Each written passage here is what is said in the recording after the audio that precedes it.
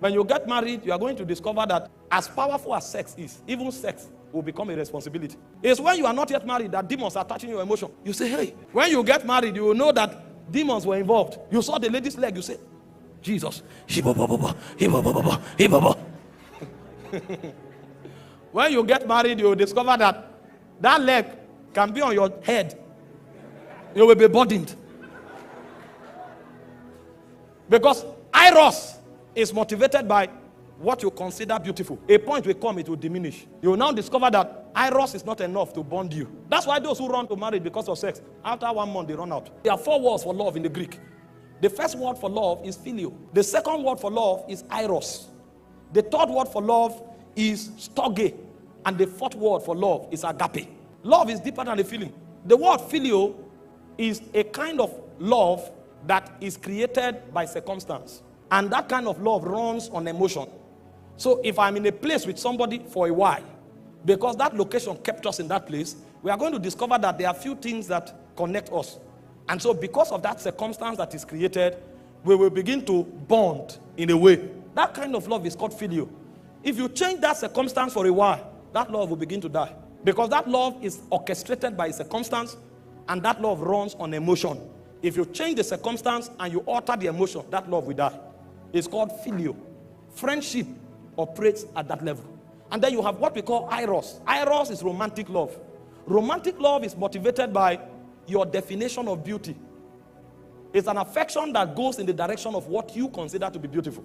And so, for example, if you consider a fair complexion to be beautiful, when you see somebody that is fair, you will get to develop that kind of affection towards that person. But over time, you will discover that because the glory of man diminishes, a point will come when that affection won't mean, that look won't mean much to you anymore. And ask those who are married, they will tell you.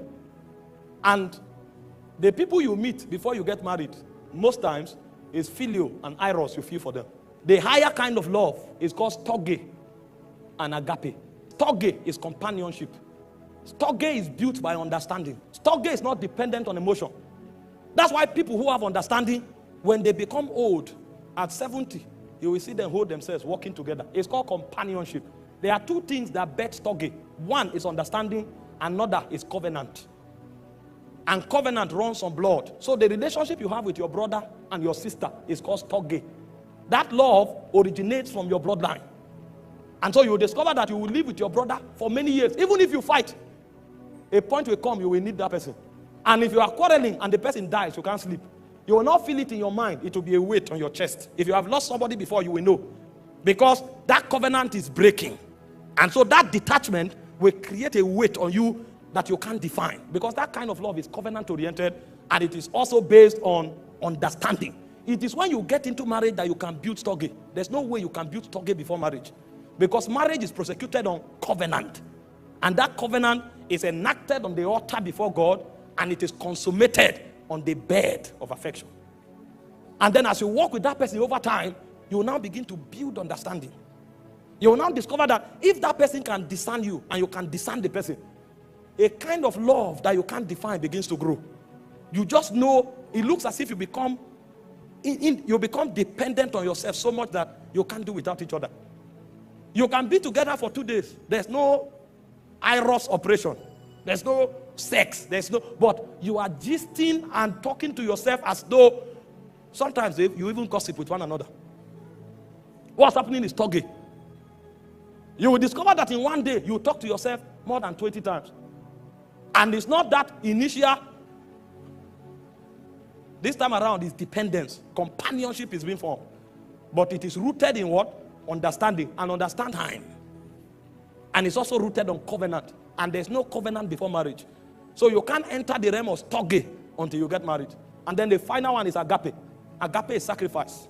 Agape is self-denial. The reason you can build agape is not even because you have a connection with that person. Why phileo is generated by circumstance, Eros is generated by your definition of beauty, storge is defined or generated by understanding and covenant, agape is external. Agape is dependent on the level of trust and obedience you have for another force outside of that marriage. That's why it's called sacrifice. You don't build agape because of your connection with the person. You build agape because of your both connection with a superior being. And so most of the things you do with that person may not be because of that person. It will be because of your loyalty and submission to that being that binds you together. And so many times, when you go through a relationship as strong as marriage, you will discover the reason you will stay will not be because of the person. The reason you will stay will be because of your submission to God. That's why it is in worship and it is in loyalty to spirit beings that agape, the subject of agape, can be defined.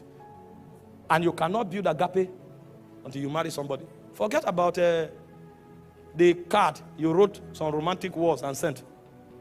Sacrifice is deeper than card. It's death.